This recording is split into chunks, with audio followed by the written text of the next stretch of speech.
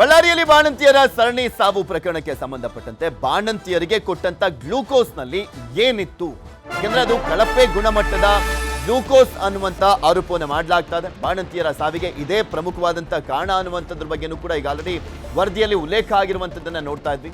ಈಗ ಐವಿ ತಯಾರಿಕಾ ಘಟಕದ ಒಳನೋಟ ಎಕ್ಸ್ಕ್ಲೂಸಿವ್ ಆದಂತ ದೃಶ್ಯವನ್ನ ನಿಮ್ ಮುಂದೆ ಇಡ್ತಾ ಹೋಗ್ತೀವಿ. ಬಂಗಾಳ ಟು ಬಳ್ಳಾರಿ ಬಾಣಂತಿಯರ ಸಾವಿನ ವರದಿ ತನಿಖೆಗೆ ಹೋಗಿದ್ದಂತ ವೈದ್ಯರ ತಂಡಕ್ಕೆ ಆಯ್ತಾ ಆಘಾತ ಅಂತ ನಾಳೆ ಸರ್ಕಾರಕ್ಕೆ ವರದಿಯನ್ನ ಸಲ್ಲಿಸುವಂತ ಸಾಧ್ಯತೆ ಇದೆ.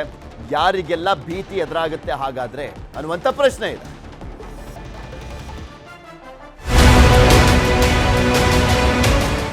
ಬಳ್ಳಾರಿಯಲ್ಲಿ ಬಾಣಂತಿಯರ ಸರಣಿ ಸಾವಿನ ವರದಿ ರೆಡಿ ಆಗಿದೆ. ಪಶ್ಚಿಮ ಬಂಗಾಳದಿಂದ ಮರಳಿದಂತ ವೈದ್ಯರ ತಂಡ ಐವಿ ಫ್ಲೂಯಿಡ್ ಬಗ್ಗೆ ಸಂಪೂರ್ಣ ವರದಿ ಜೊತೆ ವಾಪಸ್ ಆಗಿರುವಂತದ್ದು. ಇಲ್ಲಿ ಕಳಪೆ ಗುಣಮಟ್ಟದ ಗ್ಲೂಕೋಸ್ ಅನ್ನ ಕೊಡಲಾಗಿತ್ತು. ಸೊ ಈ ಕಾರಣಕ್ಕೋಸ್ಕರನೇ ಅಲ್ಲಿ ಬಾಣಂತಿಯರು ಸಾವನ್ನಪ್ಪಿದ್ರು ಅಂತ ಏನು ಆರೋಪವನ್ನ ಮಾಡಲಾಗ್ತಾ ಇದೆ. ಆ ವಿಚಾರಕ್ಕೆ ಸಂಬಂಧಪಟ್ಟಂತೆ ಆ ಐವಿ ಫ್ಲೂಯಿಡ್ ತಯಾರಿಕಾ ಘಟಕಕ್ಕೆ ರಾಜ್ಯದ ವೈದ್ಯರ ತಂಡ ಹೋಗಿತ್ತು. ವೈದ್ಯರ ತಂಡ ಸಂಗ್ರಹಿಸಿರುವಂತ ಮಾಹಿತಿ ನ್ಯೂಸ್ 18ನಲ್ಲಿ ಪಶ್ಚಿಮ ಬಂಗಾಳದ ಐವಿ ತಯಾರಿಕಾ ಘಟಕಕ್ಕೆ ಭೇಟಿಯನ್ನ ಕೊಟ್ಟಿದ್ರು ವೈದ್ಯರು. ಆ ಘಟಕದಲ್ಲಿನ ಸಂಪೂರ್ಣ ಮಾಹಿತಿಯನ್ನ ಸಂಗ್ರಹಿಸಿದೆ ತಂಡ.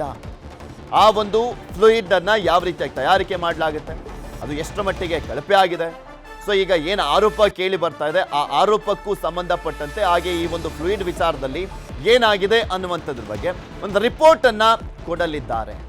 ವೈದ್ಯರ ತಂಡ ಬೆಂಗಳೂರಿನಿಂದ ಹೋಗಿತ್ತು. ಪಶ್ಚಿಮ ಬಂಗಾಳದ ಐವಿ ತಯಾರಿಕಾ ಘಟಕಕ್ಕೆ ಅವರು ಭೇಟಿಯನ್ನ ಕೊಟ್ಟಿದ್ರು. ಈ ಸಂದರ್ಭದಲ್ಲಿ ಸಾಕಷ್ಟು ಪರಿಶೀಲನೆಯನ್ನ ಮಾಡಲಾಗಿದೆ. ನಿಜಕ್ಕೂ ಅದು ಕಳಪೆಯಿಂದ ಕೂಡಿದ್ದಂಥ ಫ್ಲೂಯಿಡ್ ಅನ್ನುವಂಥದ್ರ ಬಗ್ಗೆ ಮಾಹಿತಿಯನ್ನ ಪಡ್ಕೊಂಡು ಬಂದಿದ್ದಾರೆ. ರಾಜ್ಯದ ವೈದ್ಯರ ತಂಡ ಹೋಗಿತ್ತಲ್ಲ, ಅವ್ರ ಮಾಹಿತಿಯನ್ನ ಪಡ್ಕೊಂಡ್ ಬಂದಿದ್ದಾರೆ.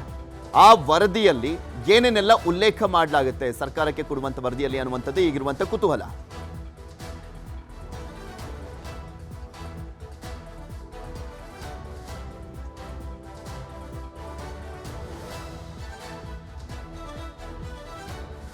ಐವಿ ಘಟಕಕ್ಕೆ ಭೇಟಿಯನ್ನ ಕೊಟ್ಟಿದ್ರು ವೈದ್ಯರು.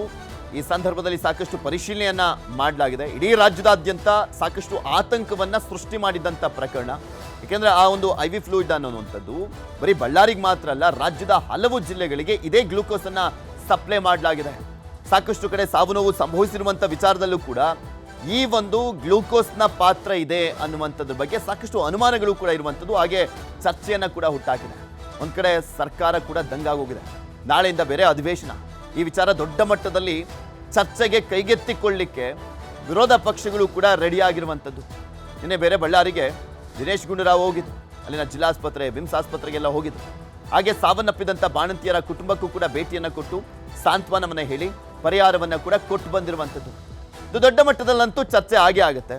ಸರ್ಕಾರದ ವೈಫಲ್ಯ ಅನ್ನುವಂಥ ನಿಟ್ಟಿನಲ್ಲಿ ವಿರೋಧ ಪಕ್ಷದವರು ಈಗ ಆಲ್ರೆಡಿ ಆರೋಪವನ್ನ ಮಾಡ್ತಾ ಇರುವಂಥ ಈ ಸಂದರ್ಭದಲ್ಲಿ ರಾಜ್ಯದ ವೈದ್ಯರ ತಂಡ ಪಶ್ಚಿಮ ಬಂಗಾಳಕ್ಕೆ ಹೋಗಿ ಐವಿ ಫ್ಲೂಯಿಡ್ ಘಟಕಕ್ಕೆ ಏನು ಭೇಟಿಯನ್ನು ಕೊಟ್ಟು ಪರಿಶೀಲನೆಯನ್ನು ಮಾಡಿದ್ದಾರೆ. ಅದರಲ್ಲಿ ಆ ರಿಪೋರ್ಟ್ ಅಲ್ಲಿ ಅಂದ್ರೆ ಸರ್ಕಾರಕ್ಕೆ ಸಲ್ಲಿಕೆ ಮಾಡ್ತಾರಲ್ಲ, ಆ ರಿಪೋರ್ಟ್ ನಲ್ಲಿ ಏನಿರುತ್ತೆ ಅನ್ನುವಂಥ ಒಂದು ಕುತೂಹಲ ಇದೆ. ಅಲ್ಲಿ ನಿಜಕ್ಕೂ ಯಾವ ರೀತಿಯಾಗಿ ಕಳಪೆ ಗುಣಮಟ್ಟದ ಗ್ಲೂಕೋಸ್ ಅನ್ನ ತಯಾರಿಕೆ ಮಾಡಲಾಗ್ತದೆ, ಏನ್ ಪ್ರಾಬ್ಲಮ್ ಇದರಲ್ಲಿ ಇರುವಂಥದ್ದು ಪ್ರಮುಖವಾಗಿ ಅದೆಲ್ಲವನ್ನು ಕೂಡ ಉಲ್ಲೇಖ ಮಾಡಿರ್ತಾರೆ. ಈ ಒಂದು ಫ್ಲೂಯಿಡ್ ಇಂದಲೇ ಇಲ್ಲಿನ ಬಾಣಂತಿಯರು ಸಾವನ್ನಪ್ಪಿದ್ದ ಅನ್ನುವಂಥದ್ರ ಬಗ್ಗೆ ಕೂಡ ಈ ಒಂದು ರಿಪೋರ್ಟ್ನಲ್ಲಿ ಪ್ರಮುಖವಾಗಿ ಉಲ್ಲೇಖ ಮಾಡಲಾಗಿರುತ್ತಾ ನೋಡಬೇಕು. ಯಾಕೆಂದ್ರೆ ಅದು ಸೆಂಟ್ರಲ್ ಗೌರ್ಮೆಂಟ್ ಇಂದಲೂ ಕೂಡ ಓಕೆ ಆಗಿ ಪಾಸ್ ಆಗಿ ಬಂದಿರುವಂಥದ್ದು ಲ್ಯಾಬೊರೇಟರಿಗಳಲ್ಲಿ.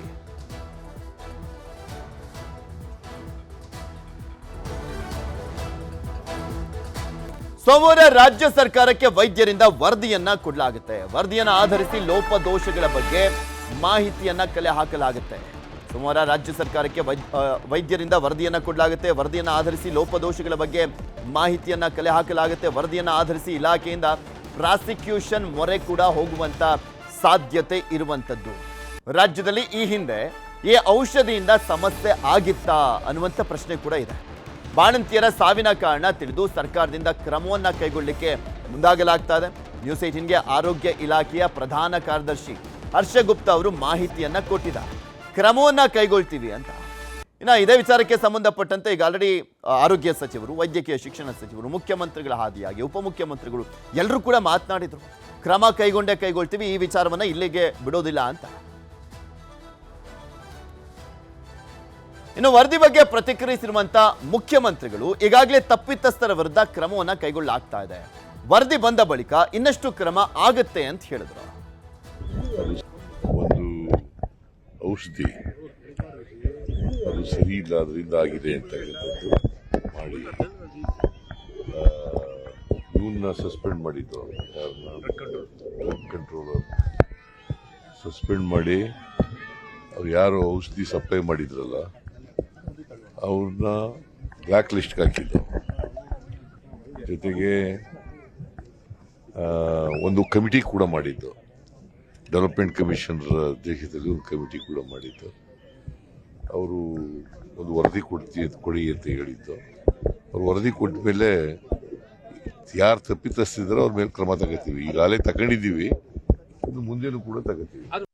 ಆರೋಗ್ಯ ಸಚಿವ ದಿನೇಶ್ ಗುಂಡೂರಾವ್ ಕೂಡ ವರದಿ ಬಗ್ಗೆ ಮಾತನಾಡಿದ್ದು, ತಪ್ಪು ಮಾಡಿದವರ ವಿರುದ್ಧ ಕ್ರಮ ಆಗುತ್ತದೆ, ನಮ್ಮ ಡ್ರಗ್ ಕಂಟ್ರೋಲ್ ಚೆನ್ನಾಗಿ ಕೆಲಸವನ್ನು ಮಾಡ್ತಾ ಇದೆ, ಎಲ್ಲದರ ಬಗ್ಗೆ ತನಿಖೆ ಕೂಡ ಮಾಡ್ತಾ ಇದ್ದಾರೆ, ಡೆವಲಪ್ಮೆಂಟ್ ಕಮಿಷನರ್ ರಿಪೋರ್ಟ್ ಬರಬೇಕು, ಬಳಿಕ ಕ್ರಮ ಆಗುತ್ತೆ ಅಂತ ಹೇಳಿದ್ರು. ನಮಗೆ ವರದಿ ಮುಂದೆ ಏನು ಮಾಡಬೇಕು ಅಂತ ಅದರದ್ದು ಕೂಡ ಎಲ್ಲ ನಾವು ಹಲವಾರು ರೀತಿಯಲ್ಲಿ ಕೂಡ ನೋಡ್ತಾ ಇದ್ವಿ. ಆ ಕಂಪನಿ ಮೇಲೆ ಯಾವ ರೀತಿ ಆ್ಯಕ್ಷನ್ ತೊಗೋಬೋದು, ಆಮೇಲೆ ಬೇರೆ ಬೇರೆ ಲ್ಯಾಬ್ಗಳು ಹೇಗೆ ಸರಿ ಇದೆ ಅಂತ ಅವರು ಟೆಸ್ಟ್ ಮಾಡಿಕೊಟ್ಟಿದ್ದಾರೆ. NABL ಲ್ಯಾಬ್ಗಳು ಕೂಡ ನಮಗೆ ವರದಿ ಕೊಟ್ಟಾಗ ಎಲ್ಲ ಕರೆಕ್ಟಾಗಿದೆ ಅಂತ ಅವ್ರು ಹೆಂಗೆ ಕೊಟ್ಟರು, ಮತ್ತು ನಮ್ಮ ಡ್ರಗ್ ಕಂಟ್ರೋಲ್ ಲ್ಯಾಬ್ ಅವರು ಯಾವ ರೀತಿ ನಿರ್ವಹಣೆ ಮಾಡ್ತಾ ಇದ್ದಾರೆ, ಇದೆಲ್ಲವನ್ನು ಕೂಡ ನಾವು ನೋಡಬೇಕಾಗ್ತದೆ. ಮತ್ತು ಇದರ ಬಗ್ಗೆ ಎನ್ಕ್ವೈರಿ ಕೂಡ ನಮ್ಮ ಡೆವಲಪ್ಮೆಂಟ್ ಕಮಿಷನರ್ ಮಾಡ್ತಾ ಇದ್ದಾರೆ. ಸೊ ಅವರ ಒಂದು ರಿಪೋರ್ಟ್ ಕೂಡ ಬರ್ತದೆ. ಲೋಕಾಯುಕ್ತರು ಹೋಗೋದು ತಪ್ಪೇನಿಲ್ಲ, ಯಾಕಂದರೆ ಲೋಕಾಯುಕ್ತರು ಎಷ್ಟು ನಮಗೆ ನೋಡಿ ಪಾರದರ್ಶಕತೆ ಇರಬೇಕು, ಹೊಣೆಗಾರಿಕೆ ಇರಬೇಕು, ಮತ್ತು ಸತ್ಯಾಂಶಗಳು ಹೊರಗೆ ಬರಬೇಕು. ಯಾವ ಒಂದು ವಿಷಯ ಕೂಡ ಮುಚ್ಚಾಕುವಂಥ ಪ್ರಶ್ನೆ ಇರೋದಿಲ್ಲ. ಅದರಿಂದ ಲೋಕಾಯುಕ್ತರು ಎಲ್ಲಿಗೆ ಬಳ್ಳಾರಿಗೆ ಹೋಗಿದ್ದಾರಾ? ಒಳ್ಳೇದು. ಅಲ್ಲಿಗೆ ಹೋಗಿದ್ರೆ ಅಲ್ಲೂ ಅವರು ಕೂಡ ನೋಡ್ಕೊಂಡು ಬರಲಿ. ಯಾಕಂತ ಹೇಳಿದ್ರೆ ನಾವು ಮುಕ್ತವಾಗಿ ಇದನ್ನು, ಯಾಕಂದರೆ ವ್ಯವಸ್ಥೆಗಳು ಸರಿ ಹೋಗಬೇಕು. ಆ ವ್ಯವಸ್ಥೆ ಸರಿ ಮಾಡದೆ ಹೋದರೆ ನಾವು ಮುಂದೆನೂ ಕೂಡ ಇಂಥದ್ದೆಲ್ಲ ಮತ್ತೆ ಆಗುವಂಥದ್ದು ಅವಕಾಶಗಳು ಇರ್ತದೆ. ಅದಕ್ಕೆ ಅದು ಆಗೋದಕ್ಕೆ ಬಿಡಬಾರ್ದು. ಆ ಕಾರಣದಿಂದ ನಾವು ಆ ಕೆಲಸ ಮಾಡ್ತೇವೆ. ಮುಂದೆ ಏನು ಮಾಡಬೇಕು ಅಂತ ಇದ್ರ ಬಗ್ಗೆ ಇನ್ನಷ್ಟು ಮಾಹಿತಿಯನ್ನು ಕೊಡ್ತಾ ಹೋಗ್ತಾರೆ ನಮ್ಮ ಪ್ರತಿನಿಧಿ ಹಂಸ. ನಮ್ಮ ಜೊತೆ ದೂರವಾಣಿ ಸಂಪರ್ಕದಲ್ಲಿ ಜಾಯ್ನ್ ಆಗಿದ್ದಾರೆ. ಹಂಸ, ವೈದ್ಯರ ತಂಡ ಪಶ್ಚಿಮ ಬಂಗಾಳಕ್ಕೆ ಹೋಗಿ ಅಲ್ಲಿ ಪರಿಶೀಲನೆಯನ್ನು ಮಾಡ್ಕೊಂಡು ಬಂದಿರುವಂಥದ್ದು, ಆ ಒಂದು IV ಫ್ಲೂಯಿಡ್ ಏನು ತಯಾರಿಕೆ ಮಾಡಲಾಗ್ತದೆ ಆ ಘಟಕಕ್ಕೆ ಹೋಗಿದ್ರಲ್ಲ, ಯಾವಾಗ ವರದಿಯನ್ನು ಕೊಡಲಿದ್ದಾರೆ, ಆ ವರದಿಯಲ್ಲಿ ಏನೆಲ್ಲ ಉಲ್ಲೇಖ ಆಗಿದೆ ಅನ್ನುವಂಥದ್ರ ಬಗ್ಗೆ ಏನಾದರೂ ಇನ್ಸೈಡ್ ಮಾಹಿತಿ ಸಿಗ್ತಾ ಇದೆಯಾ? ಹೌದು ಪೃಥ್ವಿ, ಈಗಾಗಲೇ ನಾವು ನೋಡಬಹುದು IV ಫ್ಲೂಯಿಡ್ ಅನ್ನುವಂಥದ್ದು ಈಗ ತುಂಬಾ ಎಲ್ಲೆಡೆ ಒಂದು ಚರ್ಚೆಗೆ ಗ್ರಾಸವಾಗಿರುವಂಥದ್ದು. ಯಾಕೆಂತ ಹೇಳಿದ್ರೆ ಸೆಂಟ್ರಲ್ ಲ್ಯಾಬ್ ನಲ್ಲಿ ಅದು ಪಾಸಿಟಿವ್ ಬರುತ್ತೆ, ಆದ್ರೆ ನಮ್ಮ ಒಂದು ರಾಜ್ಯದಲ್ಲಿ ಅದನ್ನ ಪ್ರಯೋಗಾಲಯಕ್ಕೆ ಕಳಿಸಿ ಒಂದು ಟೆಸ್ಟ್ ಮಾಡಿದಾಗ ನೆಗೆಟಿವ್ ಬರುತ್ತೆ. ಸೊ ಈ ಪಾಸಿಟಿವ್ ನೆಗೆಟಿವ್ ವರದಿಯಲ್ಲಿನೇ ಈಗ ತುಂಬಾನೇ ಗೊಂದಲ ಆಗಿರುವಂಥದ್ದು. ಸೊ ಹೀಗಾಗಿನೇ ಒಂದು ಕಂಪನಿಯನ್ನ ಕಂಪ್ಲೀಟ್ ಆಗಿ ಬ್ಲಾಕ್ ಲಿಸ್ಟ್ ಹಾಕೋದಕ್ಕೆ ಸರ್ಕಾರ ಮುಂದಾಗಿದೆ. ಸೊ ಇದನ್ನ ಈ ಒಂದು ಪ್ರಕರಣವನ್ನ ಗಂಭೀರವಾಗಿ ಕೂಡ ತೆಗೆದುಕೊಂಡಿರುವಂತದ್ದು. ಹೀಗಾಗಿಯೇ ನೇರವಾಗಿಯೇ ಒಂದು ಡ್ರಗ್ ಕಂಟ್ರೋಲ್ ಬೋರ್ಡ್ ಹಾಗೂ ವೈದ್ಯ ತಂಡವನ್ನ 7 ಜನರನ್ನ ಈಗಾಗಲೇ ಪಶ್ಚಿಮ ಬಂಗಾಳಕ್ಕೆ 4-5 ದಿನಗಳ ಹಿಂದೆಯೇ ಕಳಿಸಿತ್ತು. ಅವರು ಅಲ್ಲಿ ಹೋಗಿ ಕಂಪನಿಗೆ ಹೋಗಿದ್ದಾರೆ, ಕಂಪನಿಯ ಲ್ಯಾಬ್ಗೆ ಹೋಗಿದ್ದಾರೆ.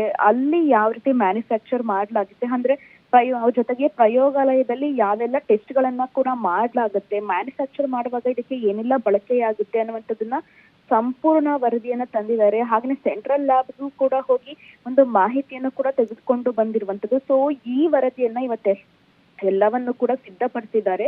ಸೊ ನಾಳೆ ಈ ಒಂದು ವರದಿಯನ್ನ ಸರ್ಕಾರಕ್ಕೆ ಸಲ್ಲಿಸ್ತಾರೆ.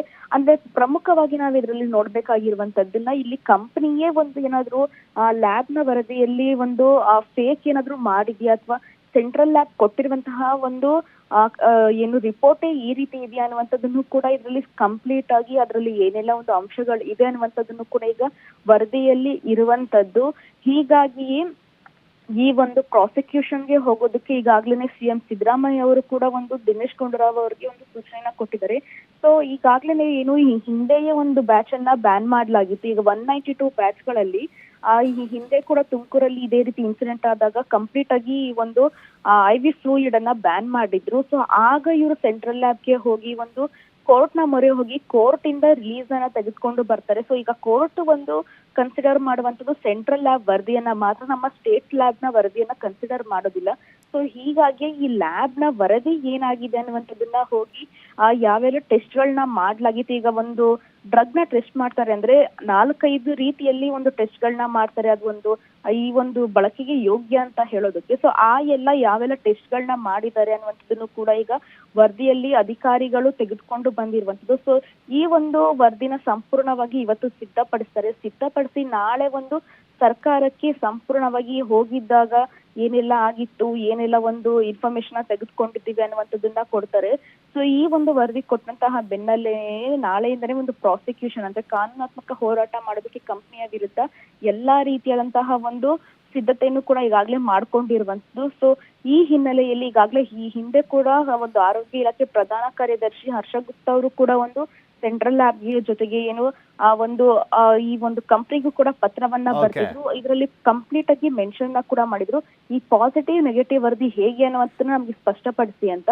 ಸೊ ಈ ನಿಟ್ಟಿನಲ್ಲೇ ಅಧಿಕಾರಿಗಳು ಕೂಡ ಬಂದಿದ್ದಾರೆ. ಇನ್ನೂ ಅಷ್ಟು ಒಂದು ಸ್ಟ್ರಾಂಗ್ ಆಗಿ ಒಂದು ಕಾನೂನಾತ್ಮಕ ಹೋರಾಟ ಮಾಡೋದಕ್ಕೆ ಎಲ್ಲಾ ಒಂದು ಸಿದ್ಧತೆಯನ್ನ ಮಾಡ್ಕೊಳ್ಳಲಾಗಿದೆ ಪೃಥ್ವಿ. ಓಕೆ, ಧನ್ಯವಾದ ಹಂಸ. ಯತ್ನಾಳ್ ಅವರಂತೂ ವಿಜೇಂದ್ರ ಮತ್ತು ಯಡಿಯೂರಪ್ಪನವರ ಫ್ಯಾಮಿಲಿ ವಿರುದ್ಧ ಬಾಯಿಗೆ ಬಂದಂಗ್ ಬೈತಾನೆ ಇದ್ರು.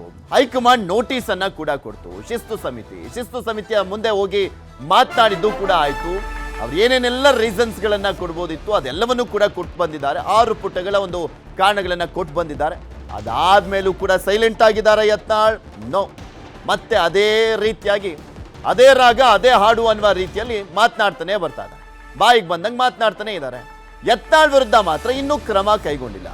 ಅಡ್ಡಗೋಡೆ ಮೇಲೆ ದೀಪ ಇಟ್ರ ಅಗರ್ವಾಲ್ ಅನ್ನುವಂಥ ಪ್ರಶ್ನೆ. ಯಾಕೆಂದ್ರೆ ರಾಧಾ ಮೋಹನ್ ದಾಸ್ ಅಗರ್ವಾಲ್ ಅವರು ಬಂದಿದ್ದಾರೆ. ರಾಜ್ಯದ ಬಿಜೆಪಿ ಉಸ್ತುವಾರಿ. ರಾಜ್ಯದಲ್ಲಿ ನಿನ್ನೆ ಕೋರ್ ಕಮಿಟಿ ಸಭೆಯನ್ನ ಕೂಡ ಮಾಡಲಾಯಿತು. ಆದ್ರೆ ಏನ್ ಮಾಡ್ಲಾಗ್ತಾ ಇದೆ, ಬಿಜೆಪಿಯಲ್ಲಿ ಈ ಒಂದು ಅಸಮಾಧಾನಕ್ಕೆ ಹೇಗೆ ಕಡಿವಾಣ ಆಗ್ತಾರೆ ಉತ್ತರ ಇಲ್ಲ. ಫೈರ್ ಬ್ರ್ಯಾಂಡ್ ಹೇಳಿದ್ದೆಲ್ಲ ಸತ್ಯನ? ಹಾಗಾದ್ರೆ ಹೊಸ ಅಧ್ಯಕ್ಷರ ನೇಮಕಕ್ಕೆ ಶುರುವಾಗಿದೆಯಾ ಕೌಂಟ್ ಡೌನ್ ಅನ್ನುವಂಥ ಪ್ರಶ್ನೆ ಇದೆ. ಸದ್ಯಕ್ಕೆ ಸೇಫ್ ಆದ್ರ ಸದಾ ಸೇಫ್ ಆಗಿದ್ದಾರೆ ಯತ್ನಾಳ್? ಈ ಪ್ರಶ್ನೆಗಳು ಉದ್ಭವಿಸಿದೆ. ಯತ್ನಾಳ್ಗೆ ಶಿಸ್ತು ಸಮಿತಿ ನೋಟಿಸ್ ಅನ್ನ ಕೊಟ್ಟಿರುವಂತದ್ದು, ಆದ್ರೂ ಏನು ಕ್ರಮವನ್ನ ಕೈಗೊಂಡಿಲ್ಲ. ನೋಟಿಸ್ಗೆ ಈಗ ಆಲ್ರೆಡಿ ಯತ್ನಾಳ್ ಉತ್ತರವನ್ನ ಕೊಟ್ಟಿದ್ದಾರೆ. ಆ ಉತ್ತರ ಸಮಂಜಸ ಅಲ್ಲ ಅಂದ್ರೆ ನಿಜಕ್ಕೂ ಏನಾದ್ರೂ ಕ್ರಮವನ್ನ ಕೈಗೊಳ್ಳಲಾಗುತ್ತಾ? ಅಥವಾ ಸಾಕಷ್ಟು ಜನ ಬಿಜೆಪಿ ನಾಯಕರು ಯತ್ನಾಳ್ ಪರವಾಗಿ ಬ್ಯಾಟಿಂಗ್ ಮಾಡಿದ್ದಾರೆ. ಯತ್ನಾಳ್ ಅವರನ್ನ ಪಕ್ಷದಿಂದ ಹೊರಹಾಕೋದು ಬೇಡ, ಉಚ್ಚಾಟನೆ ಮಾಡೋದು ಬೇಡ, ಪಕ್ಷಕ್ಕೆ ಲಾಸು ಅನ್ನುವಂಥ ರೀತಿಯಲ್ಲಿ ಹೈಕಮಾಂಡ್ ನಾಯಕರ ಹತ್ರ ಮನವಿಯನ್ನ ಕೂಡ ಮಾಡ್ಕೊಂಡಿದ್ದಾರೆ. ಸೊ ಹೀಗಾಗಿ ಏನು ಕ್ರಮವನ್ನ ಕೈಗೊಳ್ಳೋದಿಲ್ವಾ, ಬರೀ ಎಚ್ಚರಿಕೆಯನ್ನ ಕೊಟ್ಟು ಮಾತ್ರ ಕಳಿಸಲಾಗಿದೆಯಾ ಅಂತ ಪ್ರಶ್ನೆ. ಕ್ರಮವಿಲ್ಲ ಅನ್ನುವಂಥ ಅನುಮಾನವನ್ನ ಹುಟ್ಟಿಸಿರುವಂಥದ್ದು ಅಗರ್ವಾಲ್ ನಡೆ ಕೂಡ. ಸೂಕ್ತ ಸಂದರ್ಭದಲ್ಲಿ ಸೂಕ್ತ ನಿರ್ಧಾರ ಅಂದ್ರೆ ಏನರ್ಥ ಅನ್ನುವಂಥ ಪ್ರಶ್ನೆ ಇದೆ. ಕ್ರಮದ ಬಗ್ಗೆ ಒತ್ತಡ ಬಂದ್ರು ಸದ್ಯಕ್ಕೆ ಕ್ರಮ ಇಲ್ಲ ಅನ್ನುವಂಥದ್ದು ಕಾಣಿಸ್ತಾ ಇದೆ. ಸೂಕ್ತ ಸಂದರ್ಭದಲ್ಲಿ ಸೂಕ್ತ ನಿರ್ಧಾರ ಅಂತ ಹೇಳಿದ್ರಂತೆ ಅಗರ್ವಾಲ್. ಬಿಜೆಪಿ ಕೋರ್ ಕಮಿಟಿ ಸಭೆಯಲ್ಲಿ ನಾಯಕರಿಗೆ ಮಾಹಿತಿಯನ್ನ ಕೊಟ್ಟಿದ್ದಾರೆ. ಯತ್ನಾಳ್ ವಿರುದ್ಧ ಕ್ರಮಕ್ಕೆ ಸಭೆಯಲ್ಲಿ ವಿಜೇಂದ್ರ ಬಿಗಿಪಟ್ಟನ್ನ ಹಿಡಿದಿದ್ದರಂತೆ. ವಿಜೇಂದ್ರ ಮಾತಿಗೆ ಸಹಮತವನ್ನ ವ್ಯಕ್ತಪಡಿಸಿರುವಂಥದ್ದು ಡಿವಿಎಸ್ ಕೂಡ. ಡಿವಿಎಸ್ಗೂ ಬಾಯಿ ಬಂದಂಗೆ ಬೈದ್ರು. ಬಾಯಿ ಮುಚ್ಕೊಂಡಿರ್ಬೇಕು ಸದಾನಂದ ಗೌಡ್ರು ಅಂತ ಹೇಳಿದ್ರು ಯತ್ನಾಳ್ ಅವರು. ಡಿ.ವಿ. ಸದಾನಂದ ಗೌಡ್ರು ಮಾತನಾಡಿದ್ದಕ್ಕೆ ಬಾಯಿ ಮುಚ್ಕೊಂಡಿರೋ ಕೇಳಿ, ಇಲ್ಲಾಂದ್ರೆ ನಂಗೆ ಗೊತ್ತಿದೆ ಏನೇನು ಹೇಳಬೇಕು ಅಂದ್ಬಿಟ್ಟು ಸದಾನಂದ ಗೌಡ್ರ ಬಗ್ಗೆ ಅಂತೆಲ್ಲ ಹೇಳಿದ ಮೇಲೆ ಫುಲ್ ಸೈಲೆಂಟು ಸದಾನಂದ ಗೌಡ್ರು ಕೂಡ. ಸೊ ಹೀಗಾಗಿ ವಿಜೇಂದ್ರ ಅವರಿಗೆ ಸಪೋರ್ಟಿವ್ ಆಗಿ ನಿಂತ್ಕೊಂಡಿದ್ದು ಡಿ.ವಿ. ಸದಾನಂದ ಗೌಡ್ರು ನಿನ್ನೆ ಕ್ರಮ ಕೈಗೊಳ್ಳಿ ಅಂತ. ಯತ್ನಾಳ್ ಜೊತೆ ರೇಣುಕಾಚಾರ್ಯಗೂ ಎಚ್ಚರಿಕೆಗೆ ಡಿವಿಎಸ್ ಮನವಿಯನ್ನ ಮಾಡಿಕೊಂಡ್ರಂತೆ. ಕೇಂದ್ರ ಗೃಹ ಸಚಿವ ಅಮಿತ್ ಶಾ ಮೂಲಕ ಬಗೆಹರಿಸಲಿಕ್ಕೆ ಮನವಿಯನ್ನು ಮಾಡಲಾಗಿದೆ. ಅಮಿತ್ ಶಾ ಎಂಟ್ರಿ ಆಗದೆ ಹೋದ್ರೆ ಈ ಒಂದು ಬಂಡಾಯ ಇದೆಯಲ್ಲ, ಬೆಂಕಿ ಹೊತ್ಕೊಂಡು ಉರಿತಾ ಇದೆಯಲ್ಲ ಬಿಜೆಪಿಯಲ್ಲಿ, ಅದಂತೂ ತಣ್ಣಗಾಗೋದಿಲ್ಲ. ಇನ್ಯಾರೇ ಏನೇ ಮಾತನಾಡಿದ್ರು ಯತ್ನಾಳ್ ತಗ್ಗಿ ಬಗ್ಗೆ ನಡೆಯುವಂತ ಜಾಯಮಾನ ಅಲ್ಲ. ಸೊ ಹೀಗಾಗಿ ಅಮಿತ್ ಶಾ ಎಂಟ್ರಿ ಆದ್ರೆ ಮಾತ್ರ ಇದಕ್ಕೆ ಇತಿಶ್ರೀ ಆಡುವಂತ ಸಾಧ್ಯತೆ ಇದೆ. ಭದ್ರಕೋಟೆಯಲ್ಲಿ ಹಿಂದೂ ಹುಲಿ ಯಾವ ರೀತಿ ಅವರಿಗೆ ಸಮಸ್ಯೆಗಳಾಗ್ತಾ ಇದೆ, ಇದ್ರ ಬಗ್ಗೆ ಏನೇನೆಲ್ಲ ಚರ್ಚೆ ಆಯ್ತು ಅಂತ ನೋಡ್ತಾ ಹೋದಾದ್ರೆ, ಯತ್ನಾಳ್ ವಿರುದ್ಧ ಶಿಸ್ತು ಕ್ರಮಕ್ಕೆ ಒತ್ತಡವನ್ನು ಹಾಕಲಾಗಿರುವಂಥದ್ದು. ಯತ್ನಾಳ್ ವಿರುದ್ಧ ಶಿಸ್ತು ಕ್ರಮ ಕೈಗೊಳ್ಳಬೇಕು ಅಂತ ಒತ್ತಡವನ್ನು ಹಾಕಲಾಗಿದೆ. ಅಗರ್ವಾಲ್ ಸಭೆಯಲ್ಲೂ ವಿಜೇಂದ್ರ ಆಗ್ರಹವನ್ನು ಮಾಡಿದ್ದಾರೆ. ಯತ್ನಾಳ್ ವಿರುದ್ಧ ಕ್ರಮಕ್ಕೆ ಡಿವಿಎಸ್ ಕೂಡ ಅಲ್ಲಿ ಪಟ್ಟನ್ನು ಹಿಡಿದಿದ್ರು. ಹಾಗೆ ರೇಣುಕಾಚಾರ್ಯ ವಿರುದ್ಧವೂ ಕ್ರಮಕ್ಕೆ ಮನವಿಯನ್ನು ಮಾಡಿಕೊಂಡ್ರಂತೆ ಸದಾನಂದ ಗೌಡರು. ಎಲ್ಲ ಆಲಿಸಿ ತಮ್ಮ ಅಭಿಪ್ರಾಯವನ್ನ ತಿಳಿಸಿರುವಂಥದ್ದು ಅಗರ್ವಾಲ್. ನೋಡೋಣ, ಹೈಕಮಾಂಡ್ ಗಮನಕ್ಕೆ ತರ್ತೀನಿ, ಯಾವ ರೀತಿ ಯಾವ ತೀರ್ಮಾನವನ್ನು ಕೈಗೊಳ್ತಾರೆ ಕಾದ್ ನೋಡೋಣ ಅಂತ ಹೇಳಿದ್ರಂತೆ. ಅಗರ್ವಾಲ್ ಸಂದೇಶ ಏನು ಅಂತ ನೋಡಿದಾದ್ರೆ, ಇದೆಲ್ಲವನ್ನು ಹೈಕಮಾಂಡ್ ನೋಡಿಕೊಳ್ಳುತ್ತೆ, ಸೂಕ್ತ ಸಂದರ್ಭದಲ್ಲಿ ಸೂಕ್ತ ನಿರ್ಧಾರವನ್ನ ಕೈಗೊಳ್ತಾರೆ. ರಾಷ್ಟ್ರೀಯ ಅಧ್ಯಕ್ಷರ ನೇಮಕವಾಗಲಿ ಅಂತ ಹೇಳಿದ್ರು. ರಾಷ್ಟ್ರೀಯ ಅಧ್ಯಕ್ಷರ ನೇಮಕ ಆಗುತ್ತೆ ಈ ಒಂದು ಮಂತ್ ಎಂಡ್ ಅಲ್ಲಿ. ಬಳಿಕ ಈ ಬಗ್ಗೆ ವರಿಷ್ಠರಿಂದ ಸೂಕ್ತ ನಿರ್ಧಾರವನ್ನ ಕೈಗೊಳ್ಳಲಾಗುತ್ತೆ ಅಂತ ಹೇಳಿದ್ದಾರೆ. ಯತ್ನಾಳ್ ವಿಚಾರ ವರಿಷ್ಠರಿಗೆ ಬಿಡಿ, ನೀವು ತಲೆ ಕೆಡಿಸ್ಕೊಳ್ಬೇಡಿ, ಅವರ ಮಾತಿಗೆ ತಲೆ ಕೆಡಿಸ್ಕೊಳ್ಬೇಡಿ, ಅದೆಲ್ಲವನ್ನು ಕೂಡ ವರಿಷ್ಠರಿಗೆ ಬಿಡಿ, ಅವ್ರು ಸರಿ ಮಾಡ್ತಾರೆ. ನಿಮ್ಮ ಪಾಡಿಗೆ ನೀವು ಕೆಲಸ ಮಾಡ್ಕೊಂಡು ಹೋಗಿ, ಸಂಘಟನೆ ಮಾಡ್ಕೊಂಡು ಹೋಗಿ, ಪಕ್ಷವನ್ನು ಬಲಪಡಿಸಿ ಅಂತ ಹೇಳಿದ್ದಾರೆ.